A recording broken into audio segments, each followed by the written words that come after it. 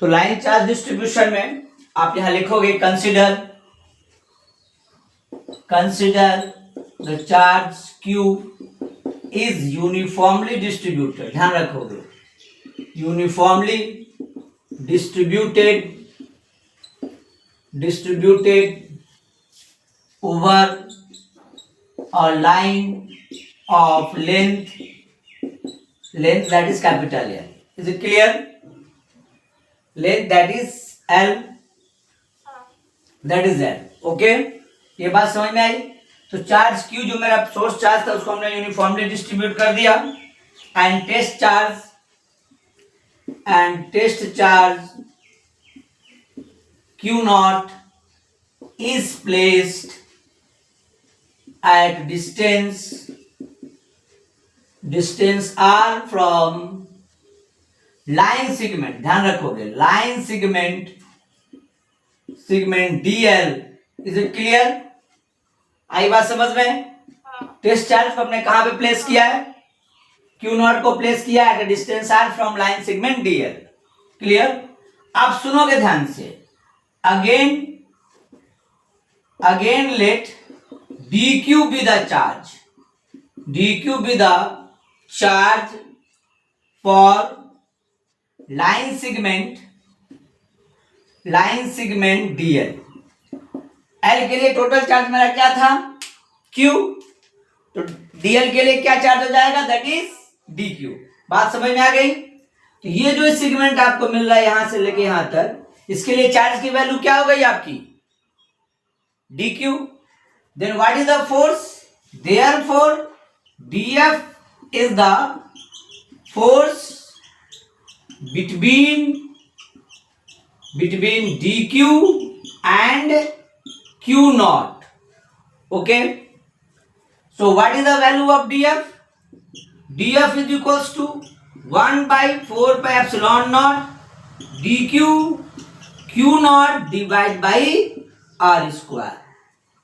ये बात क्लियर हो गई आपकी? अब जरा dq की वैल्यू क्या होगी इस चीज को समझेंगे। तो what is the value of dq? The lambda, the linear charge density, the linear charge density is defined as charge per unit length of wire. Is it clear?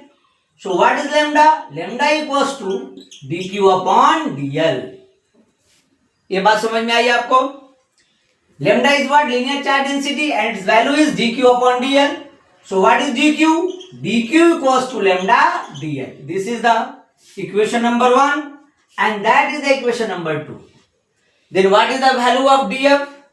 Therefore value of df is 1 by 4 pi epsilon naught r square q naught. This one is dq की value lambda into dl. Clear हो गया? Now integrating both side.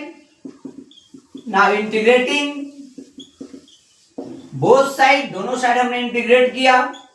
Then what is the value of df?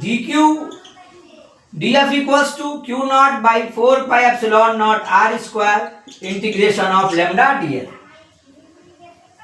df का integration क्या हो गया? q naught lambda constant 4 pi epsilon naught in r square integration of dl. This is the value of the force. अब dl का integration किस पर depend करेगा? dl का इंटीग्रेशन डिपेंड करेगा इस वायर के ओरिएंटेशन के ऊपर. ठीक है, आपकी वायर अगर स्ट्रेट है तो dl का इंटीग्रेशन 0 to l कर दोगे आप.